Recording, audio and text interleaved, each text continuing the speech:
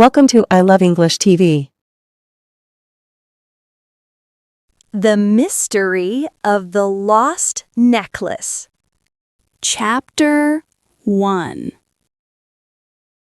It was a quiet Monday morning in the city museum. The sun was shining through the tall windows, and the birds were singing outside. Emma, a young museum assistant, arrived early to prepare the exhibits. She walked quickly to the most important display, the golden necklace of Queen Isabella. But when she reached the display, her eyes widened in shock. Emma shocked. "Oh no! The necklace! It's gone!" The glass case was intact. There were no signs of forced entry. Emma immediately called the museum director. Emma, worried. "Mr. Roberts, the necklace, it's missing." Mr. Roberts, surprised. "What? Are you sure, Emma? Check again." Emma checked the display carefully. The necklace was indeed gone. Mr. Roberts, serious. "Call the police immediately. This is serious." Detective James arrived quickly. He was tall, serious, and very focused. Detective James, calm but serious. "Emma, tell me everything. Who was the last person near the necklace?" Emma thinking. "Yesterday evening, I saw a man with a black hat near the display. I didn't think it was important." Detective James nodding. "It might be very important. We will need to investigate carefully." While searching the museum, Emma found a small note behind a painting. Emma, reading quietly. "The necklace is not lost. It is hidden where the light sleeps." Detective James asked curiously, "Where the light sleeps? What does it mean?" Emma and Detective James looked around the museum. They decided to check every room at night. That evening, the museum closed as usual. The lights were turned off, and the halls became silent. Emma and Detective James returned at 9 p.m., carrying flashlights. The detective looked around carefully.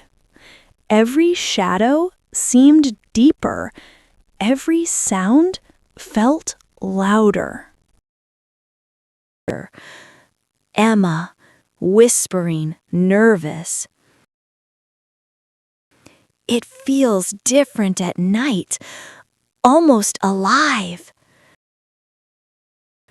Detective James, quiet, focused.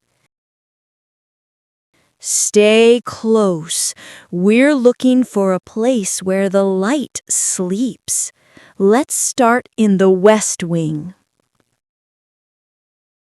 The West Wing was home to old paintings and tall statues. Their flashlights moved slowly across the walls. Detective James. Look for anything unusual. A shadow, a hidden corner, a place where light doesn't reach. Emma, examining a statue. This area is darker than the rest. Maybe. Emma, startled. What was that? Detective James, alert. Someone else is here. They followed the sound into a narrow corridor, rarely used by visitors. It was darker than any other place in the museum. Emma whispered, "This must be it, where the light sleeps." Detective James. Agreed. Be careful. James spotted something on the floor. A small silver key. Detective James, examining it. This key is important. Someone dropped it in a hurry. Emma, worried. Do you think the thief is still here? Detective James. Maybe, or maybe someone wants us to find this. Emma noticed a thin line on the wall, like the outline of a door. Emma, excited. Detective, look! There's a door here, but no handle. Detective James, calm. Let's try the key. Behind the door was a small room, dark, dusty, and cold. In the center stood an empty velvet box. Emma, shocked. This box? It's meant for the necklace. Detective James, serious. Someone used this room to hide it temporarily. But the necklace was not there anymore.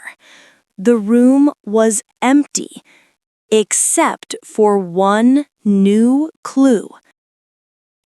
Emma, reading the note. You are close, but the past is never quiet. Detective James, serious. The thief is playing with us. The next morning, Emma and Detective James returned to the museum. This time, they headed straight to the archive room, the oldest part of the building. Dusty shelves, ancient documents, and forgotten artifacts filled the room. Detective James focused. The clue said, "The past is never quiet. If the thief wants us to look into history, this is where we start." Emma, thoughtful. The museum has secrets that even I don't know, especially the archives. Emma opened a heavy leather-bound book labeled Museum Incidents, 1920 to 1980. Emma reading. There was a robbery here 50 years ago. A thief tried to steal the same necklace. Detective James interested. What happened? Emma, it says the thief was never caught. The necklace was found hidden behind a statue in the main hall.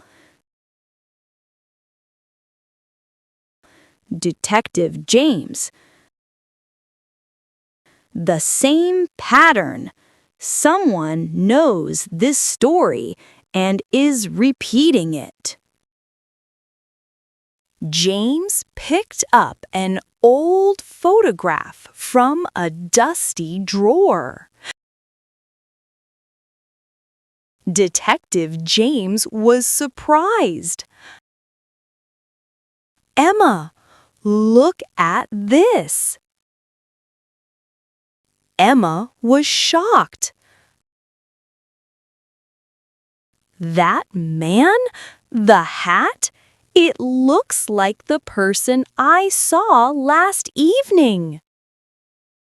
The photograph showed a tall man wearing a black hat standing inside the museum, dated 1974. Detective James was serious. This can't be a coincidence. Either it's a relative or someone wants us to think the past is repeating itself. In the corner of the archive room,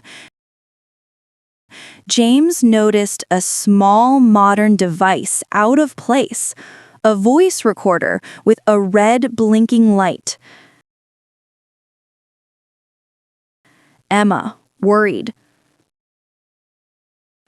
That wasn't here before. Detective James, picking it up. Let's see what's on it. Mysterious voice, distorted.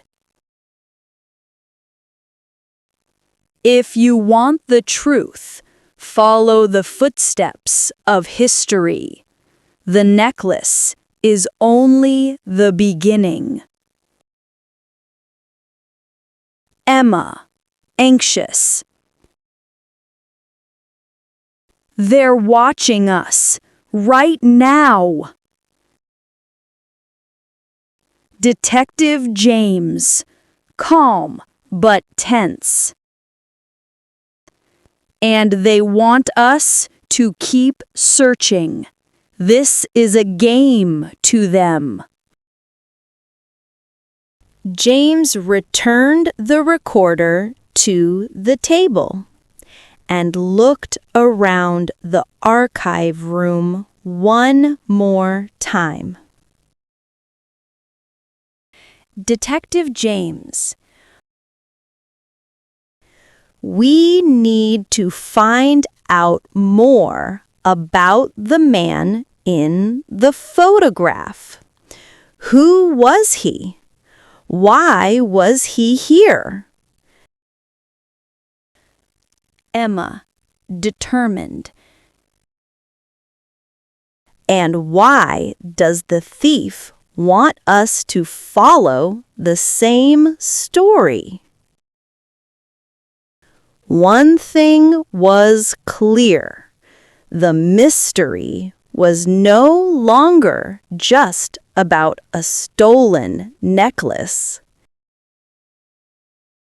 It was about the museum's deepest secrets. And that's where we stop for today. But the story is not over yet. Join us in Episode 2, Chapter 2. Emma and Detective James will find a hidden part of the museum. It has been closed for decades. In the next episode, they also learn the truth about the man in the photo. And someone unexpected returns to the museum. Stay tuned. The mystery continues.